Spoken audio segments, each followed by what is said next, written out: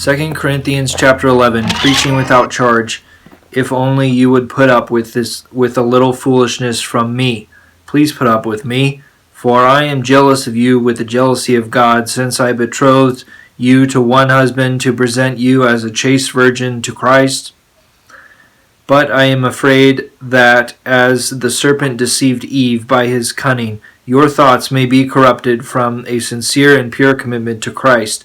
For if someone comes and preaches another Jesus than the one that we preached, or if you receive a different spirit from the one you received, or a different gospel from the one you accepted, you put up with it well enough. For I think that I am not in any way inferior to these super apostles. Even if I am untrained in speaking, I am not so in knowledge. In every way we have made this plain to you in all things. Did I make a mistake when I humbled myself so that you may be exalted, because I preached the gospel of God to you without charge? I plundered other churches by accepting from them in order to minister to you, and when I was with you and in need, I did not burden anyone. For the brothers who came from Macedonia supplied my needs, so I refrained and will refrain from burdening you in any way.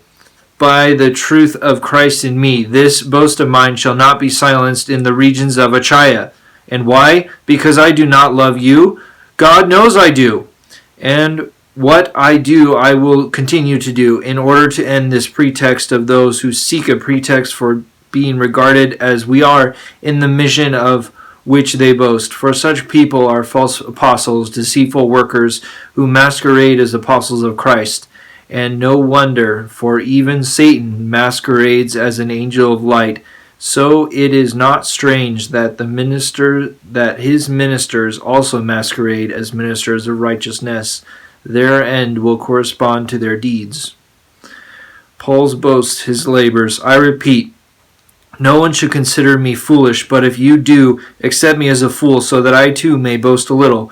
What am I saying? I am not saying according to the Lord, but as in foolishness in this boastful state. Since many boast according to the flesh, I too will boast. For you gladly put up with fools, since you are wise yourselves.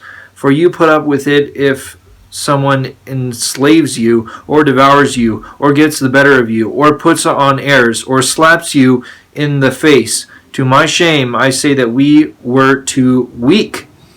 But what anyone dares to boast of, I am speaking in foolishness. I also dare. Are they Hebrews? So am I. Are they Israelites? So am I. Are they descendants of Abraham? So am I. Are they ministers of Christ? I am talking like an insane person.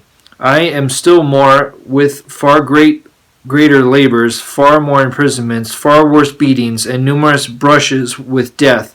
5 times at the hand of the Jews I received 40 lashes minus 1.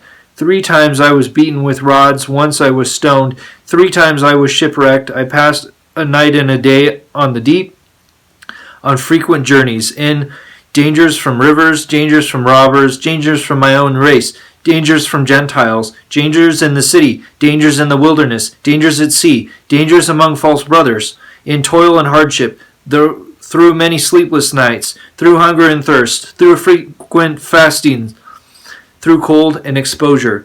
And apart from these things, there is a daily pressure upon me of my anxiety for all the churches. Who is weak, and I am not weak? Who is led in sin, and I am not indignant?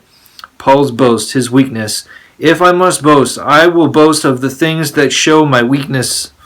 The God and Father of the Lord Jesus knows, he who is blessed forever, that I do not lie. At Damascus, the governor under King Aretas guarded the city of Damascus in order to seize me. But I was lowered in a basket through a window in the wall and escaped his hands.